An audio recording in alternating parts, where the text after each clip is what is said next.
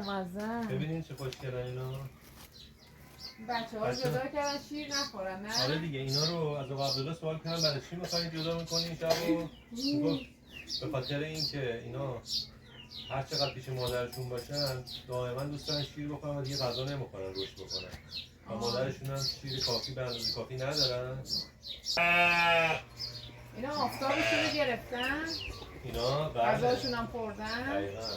و غذاشون هم ارگانیک. و راه هم رفتن. سم بدن قشنگ رفت شده تو این جنگل بکر رو خوش آب و هوا تنفس کردن. مادن استراحت. بچه خوب زینب خانم زیر تاشون رو تمیز کرده میبینی؟ یه تی داره بیرونه. این تی ها هست که آب جمع میکنن از اون زمین. از اون تی زیر اینا که عفونت نگیرن. اینو ببینید این پیشونی سفید ها این همون بود که تو هفته پیش به دنیا اومد. بس هفته چقدر این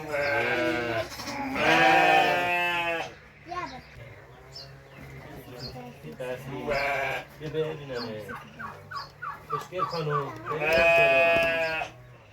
چقدر چشاش قشنگه. یا تو هم میردی تو هم میبینی دمون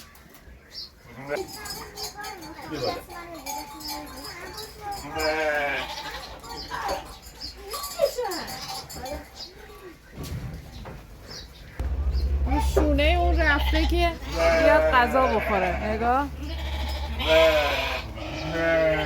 یه ذره علف دادیم به شونا چیکار کرد.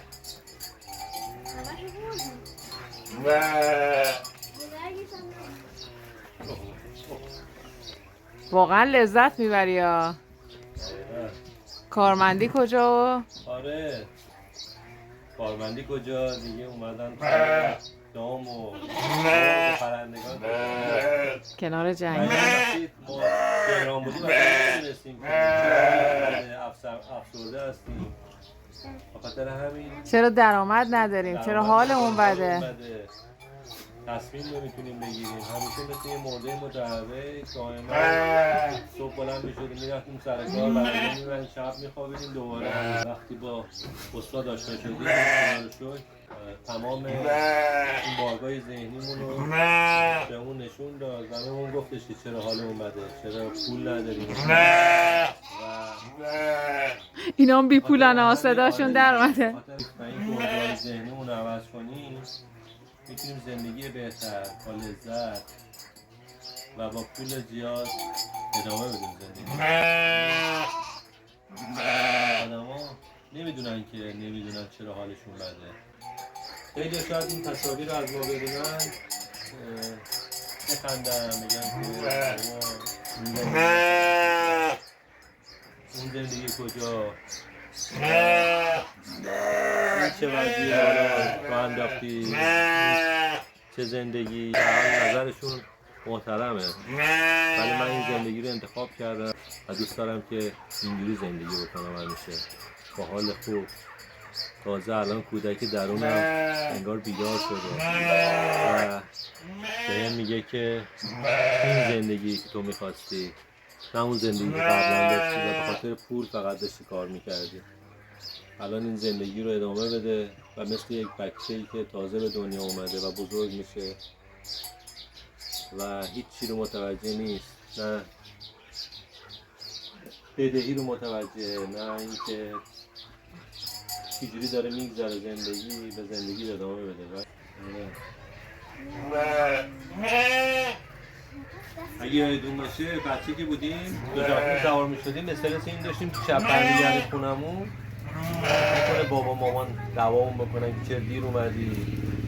ولی الان راحت دیگه قوانینی که میدونی که الان مثل بچه میتونی قشنگ این طرف بریم این طرف بریم بوده که درونت راحت میشه بدون هیچ گونه دغدغه که بخوای مؤاخذه بشی که چرا دیر اومدی زود رفتی. الان راحت هر کاری دوست داری میکنی.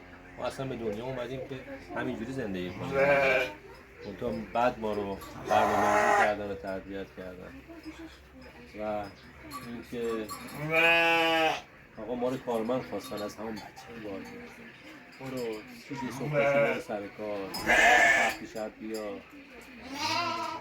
یه پول بخوره نمیر نه بتونی زندگی خوبی داشته باشی نه روابط خوبی داشته باشی نه بتونی با بچه ها بیرون بری حالشو داشته باشی ببینی الان چی کیف میکنی آره واقعا بچه ها رو میبینی در کنار اونا تو هم بچه میشی هر کار اونا دوست دارن انجام بدن تو هم انجام میدی این ستاره است این ستاره منه ببین این اسمش هم ستاره بیا اینجا ببین ستاره خانم فکر کنم این خانومم بود ببینم ببینم نه درست گفتم این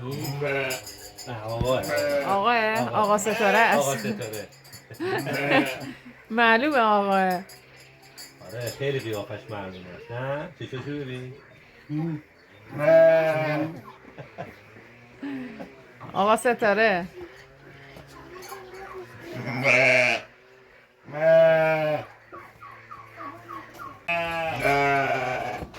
ببرش پیش مامانش پیش مامانش بره نه آقا مامانش بره مامانش این صداش مامانش کدومه مامانش به بچه ها غذا بده این بچه ها سیرن ولی ماماناشون یا اینا اومدن